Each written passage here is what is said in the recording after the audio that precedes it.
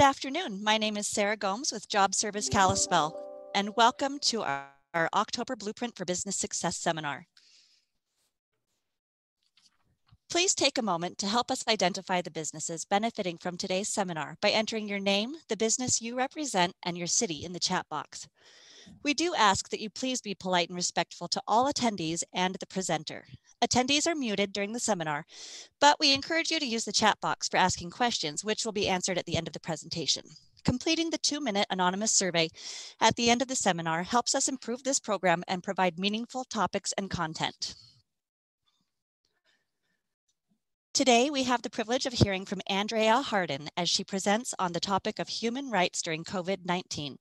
Andrea is the Trainer and Targeted Equitable Relief Coordinator for the Montana Human Rights Bureau. She brings a wealth of professionalism and insight in the field of human resources. Prior to taking on this newly created role, she investigated and mediated cases of discrimination in employment, governmental services, public accommodations, housing, and other protected areas of Montana law. Andrea received her Juris Doctor from the University of Denver and her undergraduate degree in the international business from San Diego State University. Here is Andrea Hardin.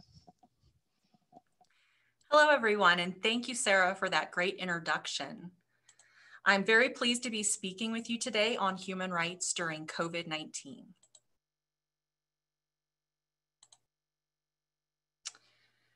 So there are 4 areas we're going to be covering today during this training. They are first, learning what the Human Rights Bureau does and its processes in investigating a complaint of discrimination. We're also going to learn the basics of discrimination in Montana. We're going to learn how discrimination laws in the area of employment are currently being interpreted in light of COVID-19. And then we're going to take some time for a Q&A session at the end. But first, a disclaimer. So just a reminder, the Bureau serves as a neutral. We're not telling folks that call us what to do. We're trying to get them good information and let them know what we're looking at for guidance on our discrimination complaints. The Bureau is figuring this out like everybody else. Almost every day, the Bureau receives either calls or complaints involving COVID-19. We will be analyzing each case individually based on the facts as presented. So just so you understand, information provided in this presentation may contain legal information. Legal information is not the same as legal advice, which is the application of law to an individual's specific circumstances. Here at the Bureau, we'll do our best to provide you with neutral information that is accurate and useful, but we recommend you consult a lawyer if you want professional assurance that our information and your interpretation of it is appropriate to your particular situation. The Human Rights Bureau is the state agency charged with enforcement of the Montana Human Rights Act and the Governmental Code of Fair Practice. Through a contract with the federal government, the Bureau also processes employment discrimination claims filed under Title VII of the Civil Rights Act of 1964, the Americans with Disabilities Act, and the Age Discrimination in Employment Act. We are the first step in a multi-level administrative process that handles complaints of discrimination. Someone who is considering suing for discrimination must exhaust the administrative process before a court will hear their case. The Bureau's main function is to conduct independent and neutral investigations into complaints of discrimination.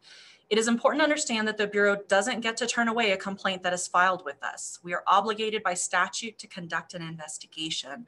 And I'll talk more about our investigations in a minute. Complaints come to our Bureau in 3 different ways. One way is that the Bureau does an intake process, which is an hour-long telephone appointment with an investigator to discuss whether or not a caller's situation falls within the laws enforced by the Bureau. A second way is that a person can self-draft a complaint and submit it to the Bureau. Or the third way is that someone can have an attorney draft a complaint for them. The Human Rights Bureau also provides mediation services, which are voluntary and confidential. And lastly, the Human Rights Bureau offers education to the public, including employers, employees, students, tenants, housing providers, and other interested parties throughout the state. This is done as a preventative effort to further awareness of non-discrimination laws. The Bureau is a neutral entity. It does not represent charging parties that file with the Bureau, nor does it defend respondents. The Bureau's fidelity is to the law it is charged to enforce. And so just some fun facts here about the Bureau and our yearly averages. The Bureau averages about 5,000 calls each year. Our front staff spend a lot of time working with these callers to talk about the function of the Bureau. We spend a lot of time explaining that the Bureau does not investigate or enforce Webster's dictionary definition of discrimination or retaliation. The caller has to indicate that he or she believes they have been treated differently based on one of the statutorily set out protected classes or for engaging in protected activity. We'll be talking more about both protected class and protected activity later in this presentation, but the Bureau routinely screens out callers that may have been subjected to unfair treatment, but it turns out it was wholly unrelated to the caller's protected class or activity. Also, we get a lot of calls where the person has blown their filing date. By statute, you have to file your complaint within 180 days of the adverse or discriminatory action. There are provisions that can extend this deadline for filing, but still people will get fired or lose their housing and finally put it together to call us a year later, and the Bureau then has to explain to them that they're untimely for our administrative process. So as I mentioned before, the Human Rights Bureau is the first step in the administrative process, and we are statutorily obligated to conduct an investigation into complaints filed with our Bureau. Our investigations are informal, which means we don't follow the rules of evidence or conduct depositions like you would see in more formal settings. Instead, we go through the options shown on this slide to conduct our investigations. We interview the parties involved in the complaint and witnesses. If resources allow and the case would benefit from a site visit, that is something we did occasionally prior to COVID. And of course, we review all relevant documents such as policies, personnel files, and disciplinary write-ups. Also, the Bureau makes it a point to ask respondents for comparative data in almost all of our cases. Comparative data will tell the investigator how other employees inside and outside of the protected classes at issue have been treated in similar circumstances. And lastly, there may be times that legal or other research is needed to investigate a case thoroughly. When determining whether or not there is reasonable cause to believe discrimination occurred in an investigation, the standard of review the Bureau uses is a preponderance of the evidence. This means when weighing the evidence, it is more likely than not, or 51% likely, that discrimination occurred in order for the investigator to reach a cause finding. On average, an investigation takes approximately 20 hours to complete. Obviously, some take a little bit longer and others may take a little bit less time to finish up. So if you find yourself inside one of these investigations with our Bureau, we do have some practical tips for you. First, understand the timelines. The Bureau only has 180 days to conduct an investigation once filed, and less for housing cases, which is not a lot of time given our investigators' current caseloads. Second, if you're a charging party, understand that we only investigate what is written in your complaint. So it is a good idea to understand your complaint. Third, if you're a respondent, understand what your defense is so that you can share that information with your investigator. And fourth, be truthful and straightforward with your investigator. This seems obvious, but it's a good reminder. The Bureau routinely has to wrestle with inconsistencies in an investigation. Remember this, both great employers and bad employers have complaints filed against them with the Bureau. The Bureau understands this. The Bureau has a job to do and it will treat all participants with respect. Also, if you're being asked to provide information inside of an investigation that you don't think is relevant, talk to us. Tell us why, and we can work with you. We might even agree with you after you explain it to us. And fifth, don't be afraid to ask questions. The Bureau is not the gotcha people, and we don't hide the ball. And last, but certainly not least, do not forget your option of mediation or voluntary resolution. The Bureau has trained mediators to assist parties in reaching a voluntary resolution to a case, as long as both parties consent to enter into mediation. Participating is completely voluntary and free, and you're not obligated to reach a settlement. If you're unable to reach a voluntary resolution, the case returns to the investigator to complete the investigation. The only impact entering mediation has really on a case is it extends the deadline of the administrative process a bit. So some last thoughts about the Bureau's process and mediation before we begin looking at what discrimination is. Very quickly, I want to go over the benefits of participating in mediation.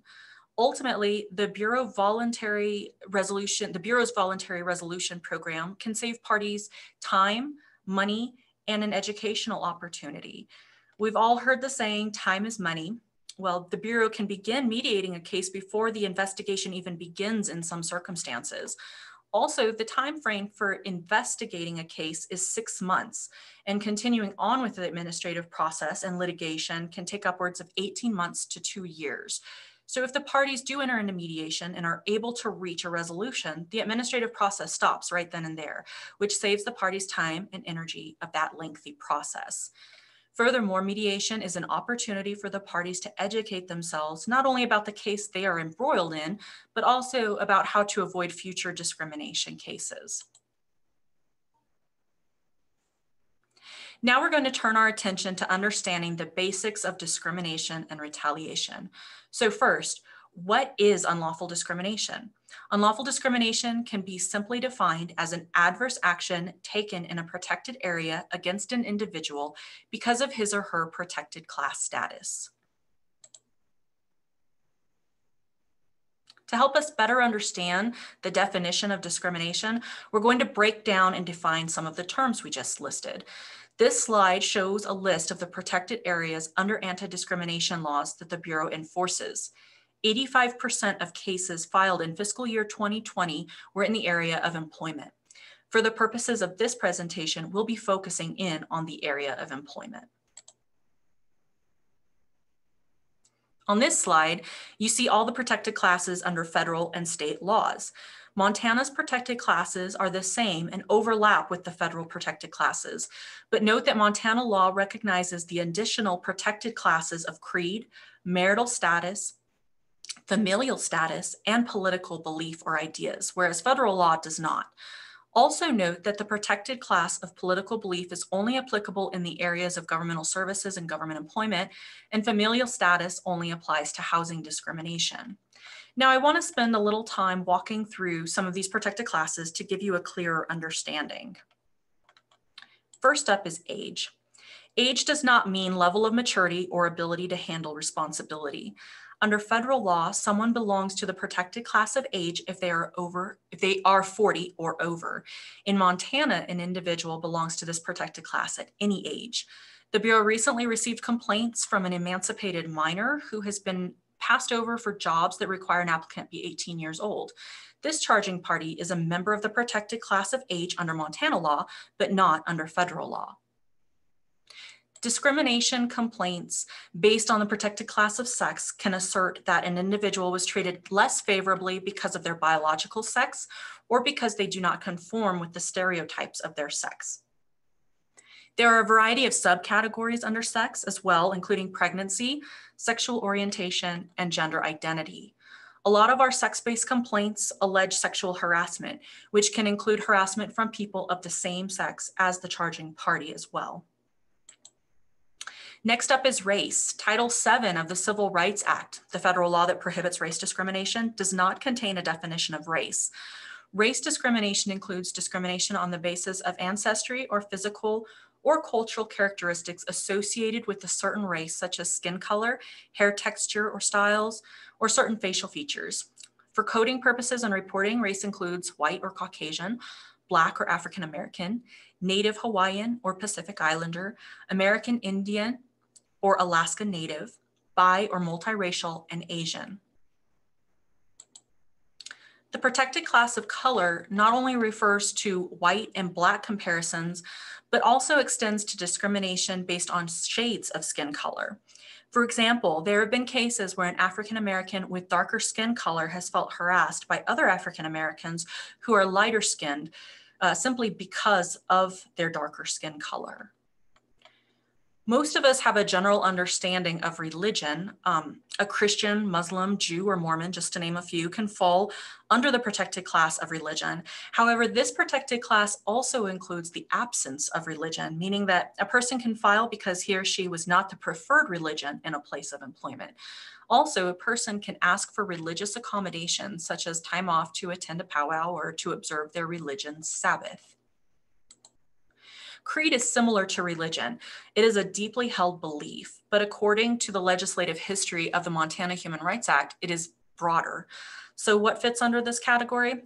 Things such as vegetarianism, white supremacy, the belief that I should not be vaccinated, just to name a few. Disability is very broadly defined as a physical or mental impairment that substantially limits a major life activity.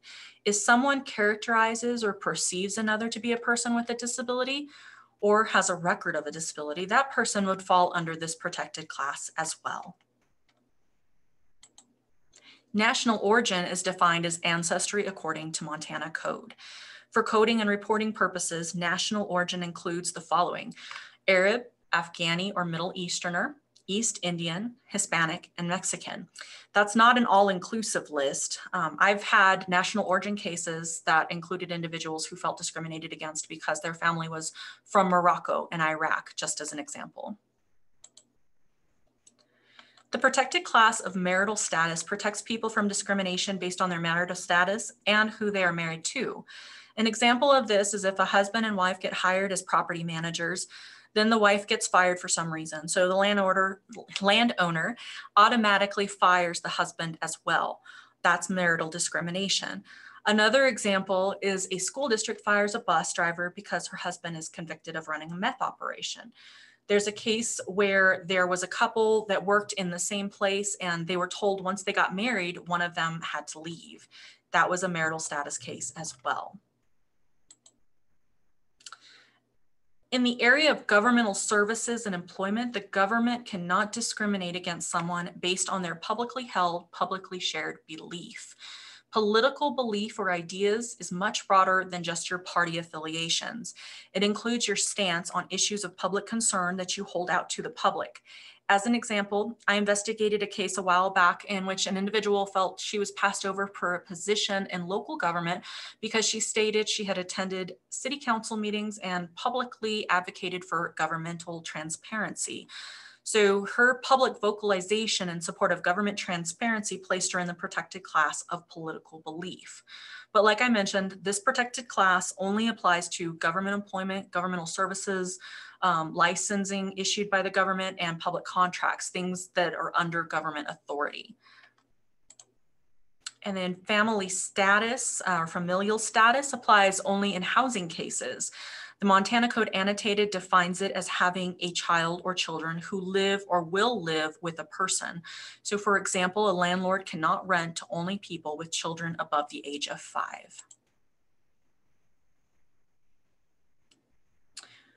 Moving on to retaliation now. Retaliation has been for some time and continues to be the second highest filing the Bureau receives each year. Retaliation is statutorily defined and is different than the dictionary definition of the word. A lot of people are confused by this, and the Bureau fields a couple of calls a week where someone complains about retaliation, but what they experience doesn't fall under the statutes we enforce here. The Merriam-Webster definition of retaliate or retaliation is to return like for like or get revenge. However, the definition under the state and federal anti-discrimination laws is much more specific regarding the reason or motivation behind the revenge taken. The Bureau only has the authority to investigate complaints of retaliation that allege that a respondent took a significant adverse act against a charging party because that person engaged in protected activity. When considering whether or not an employer's action is a significant adverse act, the question revolves around whether or not the act may dissuade a reasonable person from engaging in protected activity again. And so to understand the legal definition of retaliation that the Bureau analyzes, you must also understand what protected activity is. Protected activity includes opposition, participation, and requests for accommodation. We'll now look a little closer at each protected activity. Opposition can be protected even if it's informal. A person doesn't have to use magic words like harassment or discrimination. At the Bureau, we look at it from the perspective of whether the employee said something to the employer that put the employer on notice. The employee was concerned about something that would fall within the Bureau's purview. I know that was a mouthful, so I'll try it another way. Is the employee voicing a concern that the Bureau might be interested in? In one of my cases, and I'm using this as an example because in my mind, it was a pretty broad example. An employee sent an email to Human Resources voicing numerous complaints about his supervisor, none of them having to do with discrimination. But buried within that multiple complaint email, there was a statement that he saw his supervisor looking a woman up and down during a sales call. The Bureau took this employee's notification to HR as opposition to the supervisor's behavior, a behavior that in some circumstances may be considered a sexual harassment behavior. And therefore, the employee sending that notice to HR was considered protected activity. So a couple more examples. Let's consider some hypothetical statements. So the first statement, the conference room chairs are horrendous. That last staff meeting was brutal and it's making everyone's back hurt. So this is not an oppositional statement that the Bureau would consider protected activity. Although it's a complaint, it's not a complaint about anything that the Bureau enforces, such as discrimination. Another statement to consider, I think I'm getting paid less than Esme. She's younger and started after me and I trained her up. This is a complaint that an employee feels treated less favorably than someone who is younger. This statement is opposition to possible age discrimination.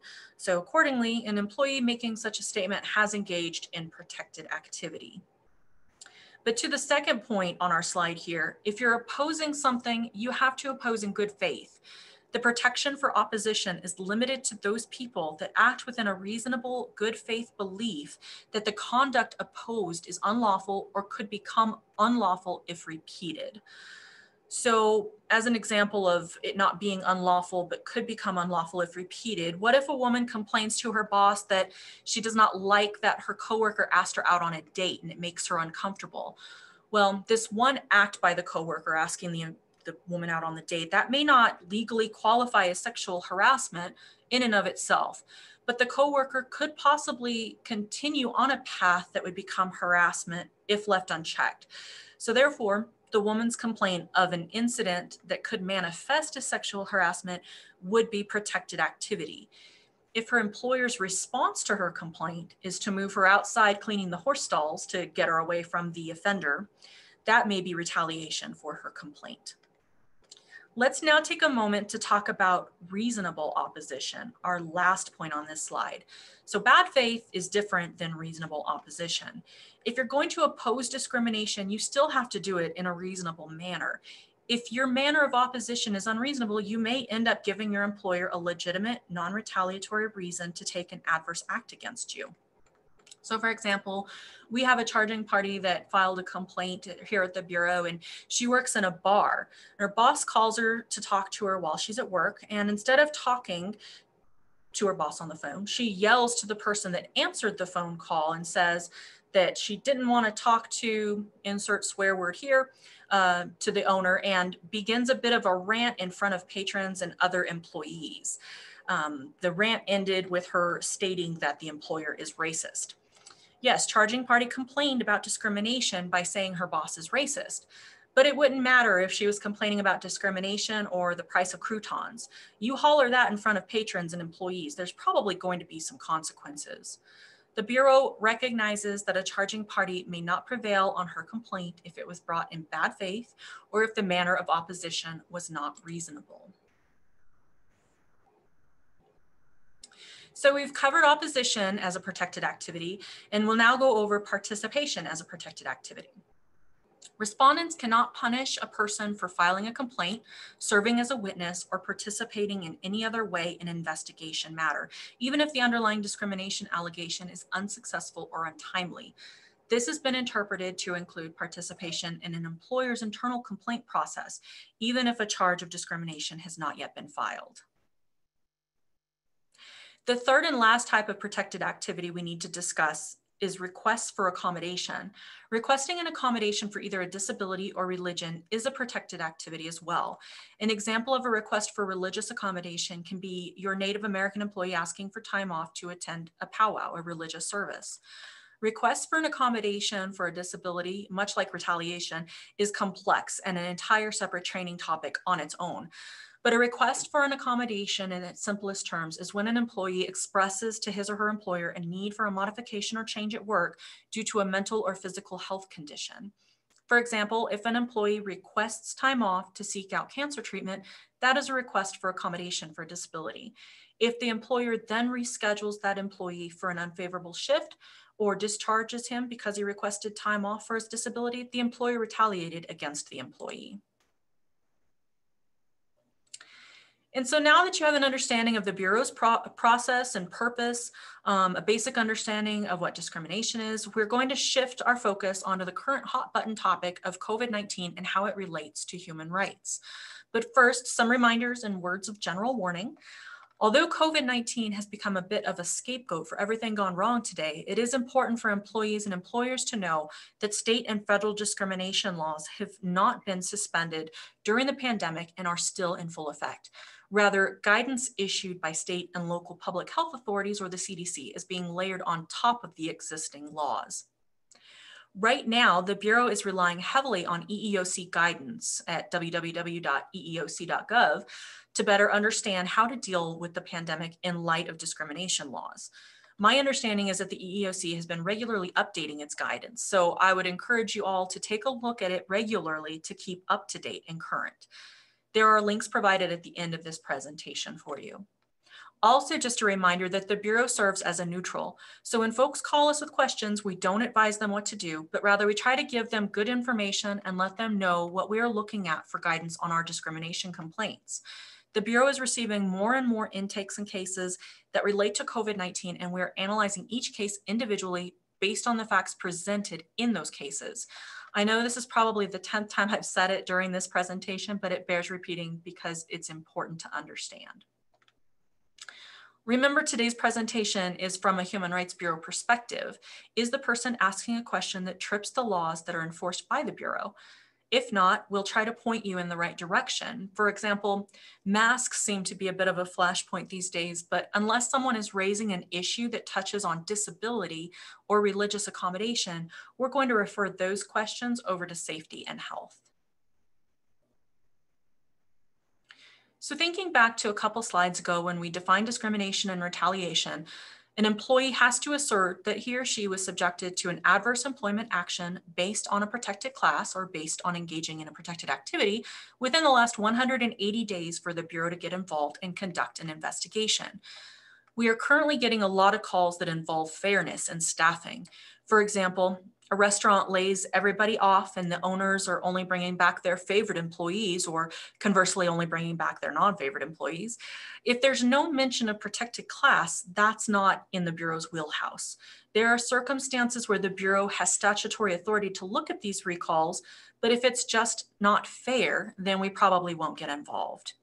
Similarly, there's a lot of calls about the amount of protective measures that are being taken by employers, or conversely, the failure of employers to take protective measures or use PPE, protective equipment. If an employee is complaining about an employer's failure to provide PPE and he or she is retaliated against, that is not something that would be retaliation under the Bureau statutes, because the employee's opposition is to the lack of PPE and not discrimination. Now we're going to spend some time on how COVID-19 issues relate to specific protected classes. First up is disability. And under that protected class is the issue of reasonable accommodation for a disability. In essence, a reasonable accommodation for a disability removes barriers to employment for a person with a disability.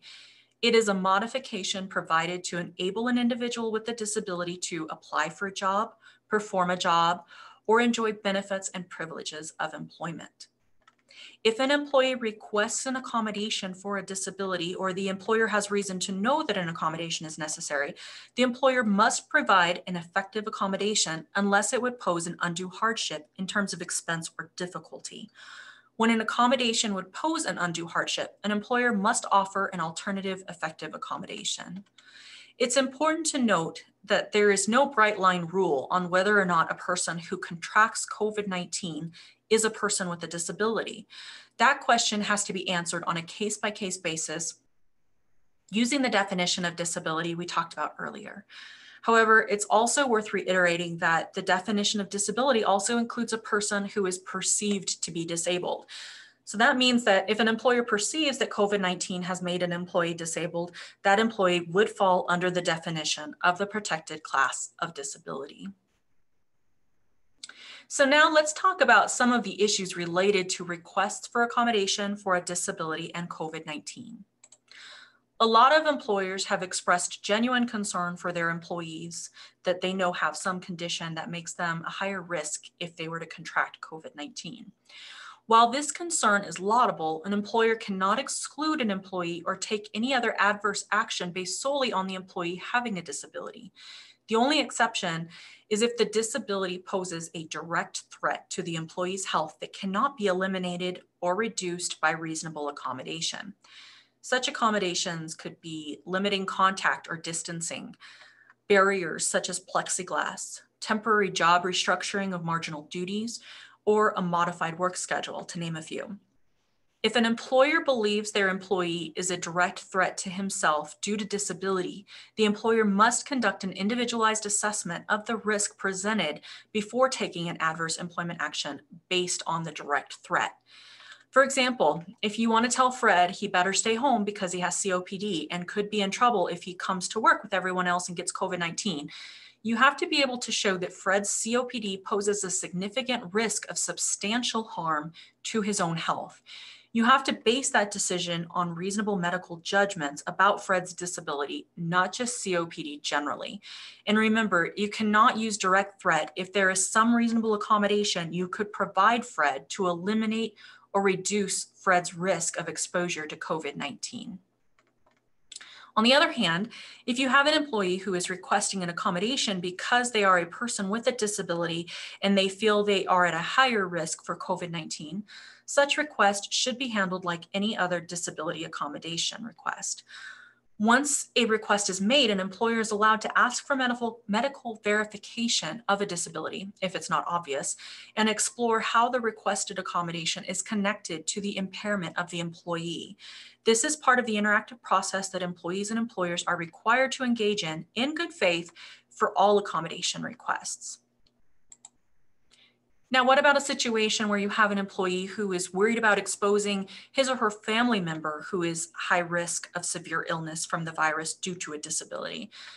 Disability discrimination laws prohibit an employer from harassing or treating an employee unfavorably who is associated with a disabled person, but that employee is not entitled to a reasonable accommodation based on association with a disabled person. So if you have an employee whose wife suffers from COPD and that employee comes to you seeking an accommodation to allow him to avoid exposing his wife to COVID, you are under no obligation to give him an accommodation for the disability experienced by his wife. However, if he asks you to telework to limit exposure and you have allowed others who don't have a disabled spouse to telework, you might want to make sure you don't deny his request simply because of his association with a disabled person. An employer is allowed to be flexible and provide accommodations outside of what the law requires, so long as he does not employ that flexibility in a discriminatory manner. A lot of us had the dubious privilege of suddenly being classified as critical or essential workers earlier this year. However, such classification does not impact an employer's obligation to engage in the interactive process when an essential employee makes a request for accommodation based on a disability. Like every other accommodations claim, an employer's defense is always undue hardship, and this is no exception. In fact, if an employee is critical, what makes that employee critical to a business may very well impact why an accommodation is an undue hardship. Nonetheless, like every other request for accommodation for a disability, an employer must still engage in the interactive process to determine if there is an effective accommodation for its disabled essential employee. Shutdowns have forced a lot of employers to transition their workforce to teleworking. It is understandable that as things begin to open back up, employers will want their staff back on site.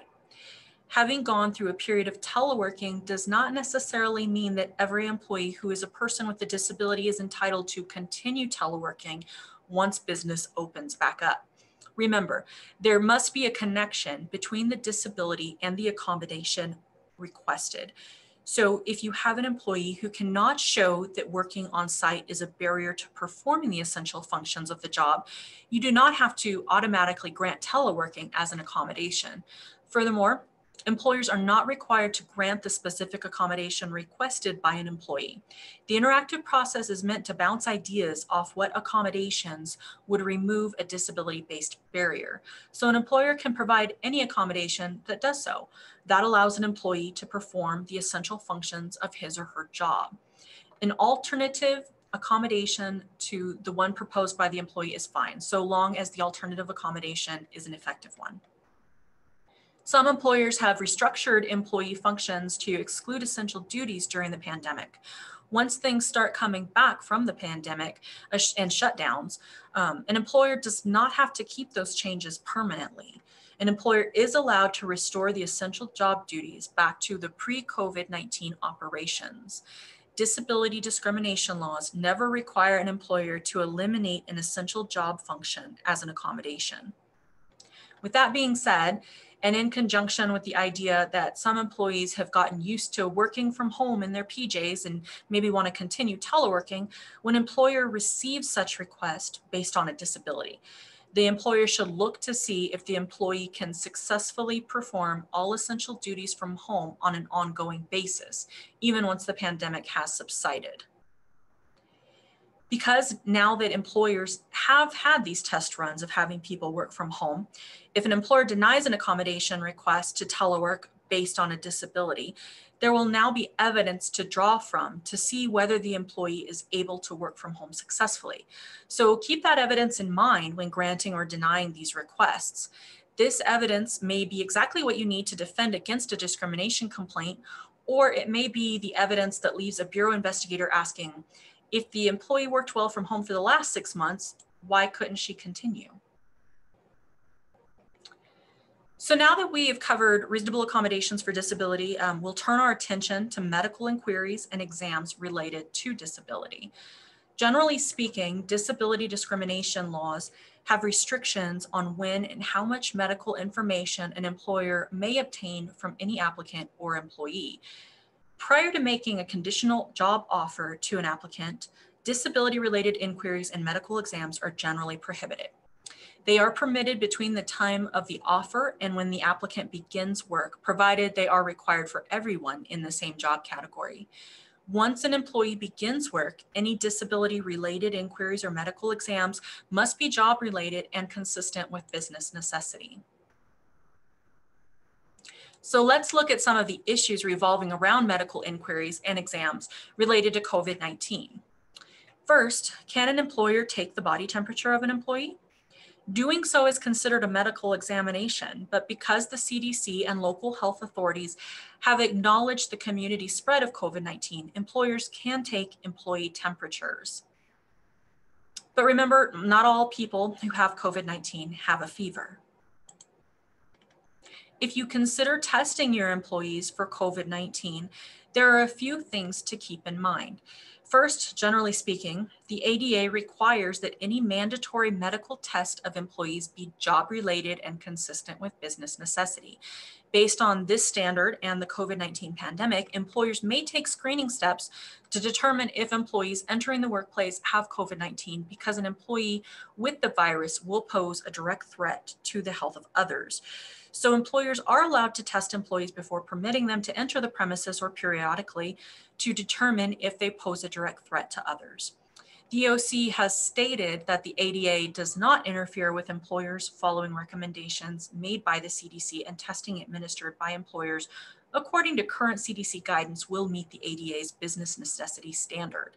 But it's important to note that it is only current guidance, so make sure you stay up to date on the guidance. It is also important to note that any testing conducted must be reliable testing. There are currently 2 types of testing being administered: viral and antibodies testing. The EOC has determined that antibody testing does not meet the ADA standards for employers to mandate for their employees. Also, employers can only test employees entering the workplace regularly or periodically and cannot require employees who are teleworking to undergo viral testing. If you're going to require testing, please note that employees can ask for alternative methods of screening based on a disability or religious belief. That would be considered a request for an accommodation. In that case, you should follow the typical process and treat the request like any other accommodations request, such as engaging in the interactive process. If you have an employee call out sick during the pandemic, an employer may ask the employee if he or she is experiencing symptoms associated with the virus. In determining what symptoms to specifically inquire about, make sure you are only asking about symptoms identified by the CDC and reputable public health authorities as being associated with COVID-19, and keep in mind that these symptoms are changing and developing as experts learn more about the virus. To the last point on this slide, an employer is allowed to question employees who are physically entering the workplace if they have COVID-19, have been tested, or are experiencing symptoms associated with the virus. But again, this is for employees on premises. An employer generally cannot ask these questions to employees who are teleworking.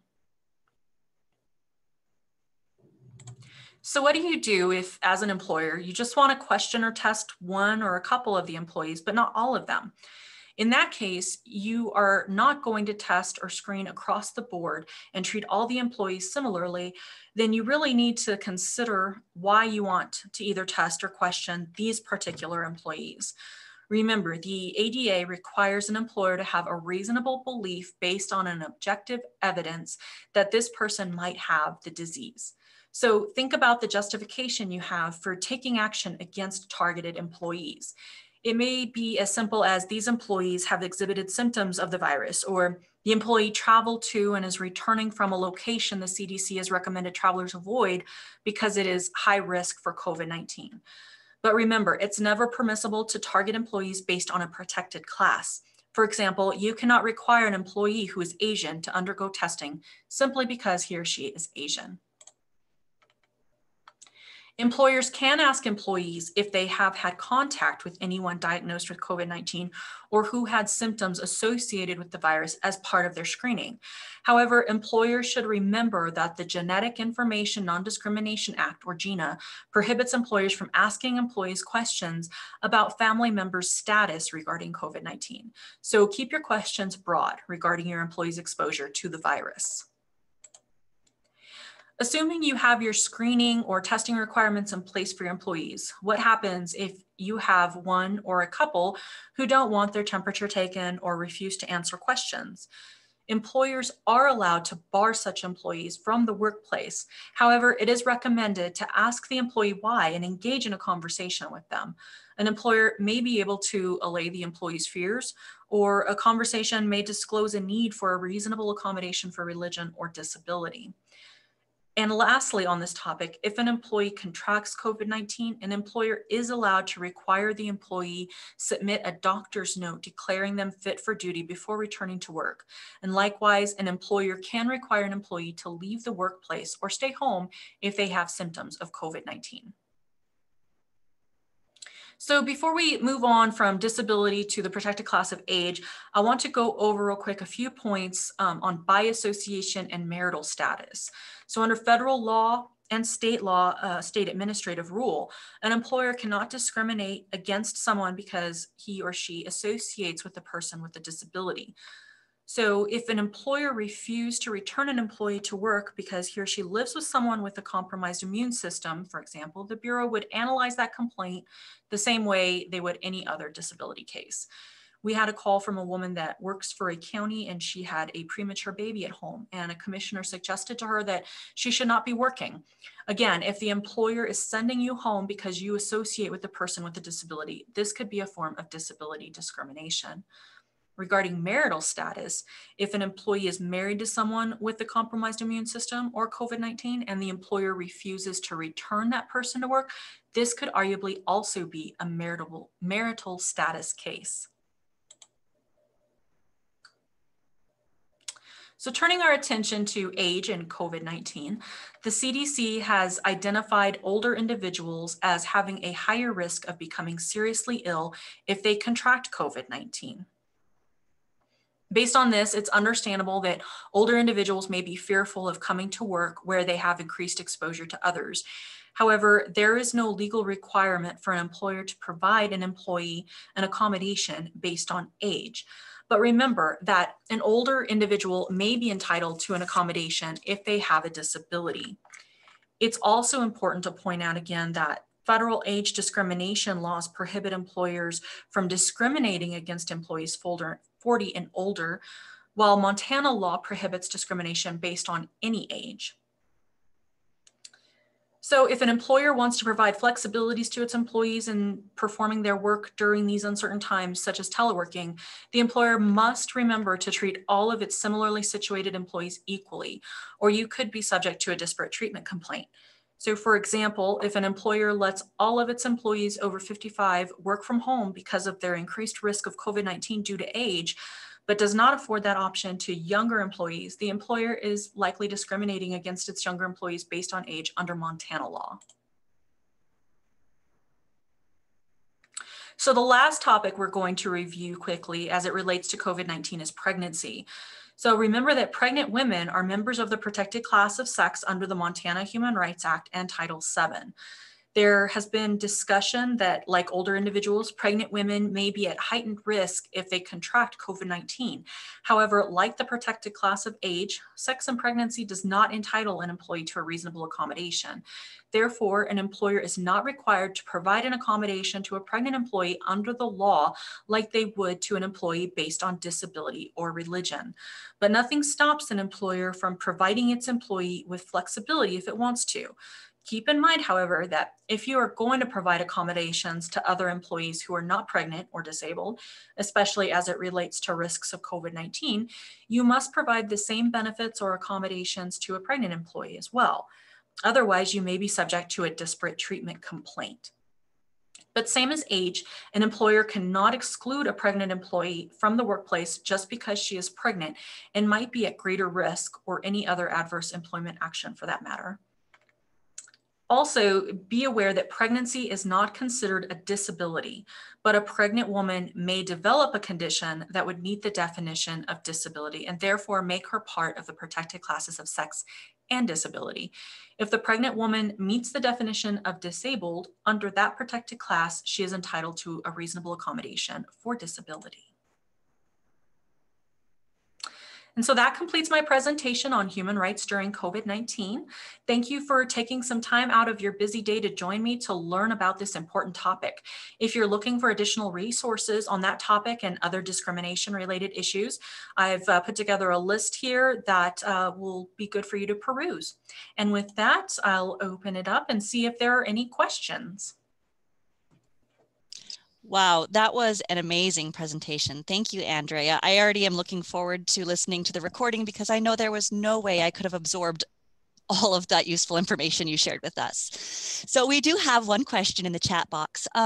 If everyone is told to telework and has been teleworking for a business or government office, is the employer responsible for ergonomic accommodations similar to what is supplied on site normally? Do they have to provide proper seating, screens, etc.? Oh goodness, that's a great question. And to be honest, I don't think that that's one I've come across in my research and trying to learn about how these types of things are being addressed as we all learn about COVID. So I see that this is Miss Way, it looks like, Layetta Way, and I'm sorry if I've mispronounced your name there, but I will make a note of that and see if I can follow up and get some additional information from you, because without knowing specifically whether or not this type of situation has been addressed at all, the only thing I can think of that I could direct you at this point is it would be kind of a case-by-case basis. It would be the same type of maybe an interactive process if the ergonomic accommodations are based on disability. If it's just generalized type of setting that you have in your office, whether or not they have to then provide you that same, same features that you have set up in your office at home while you're teleworking. I think that would present a different type of scenario that I don't think would fall underneath the Human Rights Bureau jurisdiction, because then it wouldn't really apply to any of the protected classes. So that's kind of my general thoughts right off the bat about that question, but I would definitely like to follow up on that. And if you wanted to reach out to our Bureau as well, I'm sure that you can get more information that way, but I will look into that, Ms. Way. Thank you. That was a good question. So now we've got another one ready for you. Some customers assert they are not required to wear a facial covering and that they are discriminated against for that. And that they are discriminated against for ADA if they are required. We offer curbside service and delivery service as a reasonable accommodation to these customers. They assert they need to touch product to find what they are looking for. We believe curbside and delivery is reasonable, or is a reasonable accommodation. Excuse me. Where does the Human Rights Bureau land on this topic? You know, the mask issue is something that's definitely under development. And it would really kind of go back to what is their reason for saying that, that they can't use a mask. There is an issue with the ADA as far as, you know, and I'm sure when you read the directive, I believe even the directive requiring masks does have a carve out for people who are unable to based on a disability. And so that is something that needs to be considered. You know, you might have a complicated situation if you are excluding people from your business, that would be under the public accommodation area. And so we would be analyzing those types of situations, not under employment law, which was the focus of this presentation, and how to deal with, you know, employment situations in light of COVID, but such a situation where you're dealing with your clients, that would be under public accommodation law, which, you know, it's a completely different way of addressing discrimination complaints. And so you'd be looking at whether or not you failed to provide services of a public accommodation based on a person's disability. And so that is definitely something that you would want to make sure that you're not excluding people from your business based on that. And if you're going to, you would want to refer back to the CDC or public health officials, their current guidelines, in order to make sure that you are following those guidelines and that you have that as a backup.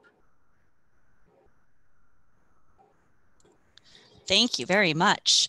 One more question here.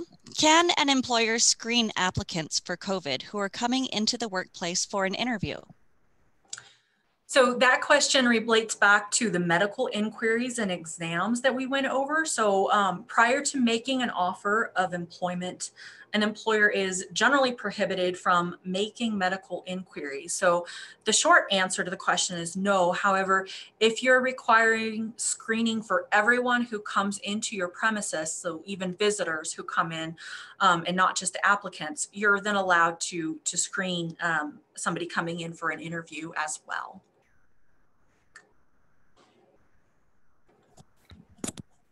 Thank you. And I think we have one last question here before we start wrapping it up. If an employee has been exposed to COVID-19 or tests positive, can an employer share that information with their coworkers? That's a good question. Of course, we want to try and give everybody information that they need in order to protect themselves. But you can't, if you have that type of information, it's considered, confidential medical information under the ADA, and you cannot make a general announcement. An employer can only reveal if an employee has symptoms or COVID-19 to a manager type position who's in a need to know position specifically. So that would be somebody who is maybe responsible for reaching out to coworkers to advise them that there's been a potential exposure. So when the need to know manager reaches out to the coworkers to let them know that, they can't disclose the identity of the employee who has COVID-19 or symptoms. They can tell coworkers things like someone at this location has symptoms or someone on the fourth floor tested positive. So a general type statement that lets the coworker know what they may have been exposed to. The ADA requires that employers keep medical information it obtains about applicants and employees confidential. All right. Well, against my better judgment, there's another great question that came in that we may or may not be able to keep in our time frame with, but I would sure be interested to hear your thoughts on it. You said pregnancy is not a disability and therefore wouldn't allow for an accommodation, but pregnancy in terms of short-term medical is considered a disability, or maybe I misunderstood. Are you required to alert employees that may have been considered a close contact to an employee who tests positive? Or should it just be handled by the health department? So I think there are two separate questions in there. Okay.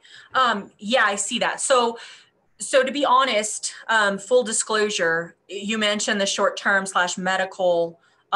That's not something I'm familiar with. And so what that kind of hints me to is that whatever that falls under is not something that falls under the discrimination laws. And so it's very possible that you could have two different definitions of things based on the different laws that we're looking at.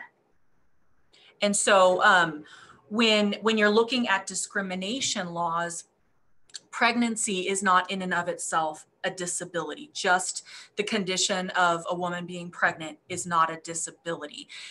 So when you're looking at discrimination laws, that's correct. A pregnant woman is not disabled. However, she may come under the protected class of disability if due to her pregnancy, she starts experiencing a condition that does qualify under the definition of disability. And so, for instance, if she's pregnant and she goes to the doctor and her doctor puts her on bed rest, or she's experiencing severe morning sickness, those are just a couple of examples of how maybe a pregnant woman would then be considered disabled and entitled to an accommodation under discrimination laws. And so then the next part, I'm not sure if you're required to alert employees. I don't know if I think it might be one of those things where it may be good practice, but I'm not sure that I've read anything about a requirement to alert employees that may be considered a close contact to an employee who tests positive. I think that really just goes to, a good practice and making sure you're giving your employees the information that they need to best protect themselves. So I'm not sure that type of requirement would necessarily fall under discrimination laws. As far as the health department, I do know that an employer is allowed to disclose the identity of an employee who tests positive to the health department. So I think maybe the better way to look at these types of questions here, this second part here to Rain Hoover's question is, what an employer is allowed to disclose, because as far as discrimination laws are considered, really you're beholden to the confidentiality requirements under the Americans with Disabilities Act. So they're more concerned with what you're allowed to disclose versus a requirement to disclose as far as what I've seen. Okay, thank you. So much useful and needed knowledge has been shared with us today. So everyone, a big thank you to Andrea Hardin for giving her time and sharing her expertise on this topic with us today. Now we will wrap up with a few announcements after a quick reminder for those who have not reported their attendance yet to enter your name, company name, and city in the chat box, please. We look forward to your attendance at our November Blueprint for Business Success seminar, Performance Management. It's all about the communication with Deb Broadbent, and the January seminar, Documentation, Discipline, and Terminations with Cindy Carpenter. Job Service Kalispell has also started an online job fair using Zoom.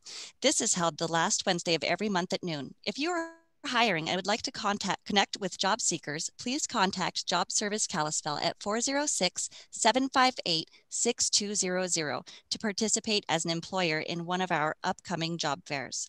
As a reminder, there will be an anonymous 2-minute survey that pops up when you leave today. Your participation will help us improve this program and provide meaningful topics and content. Thank you again for attending.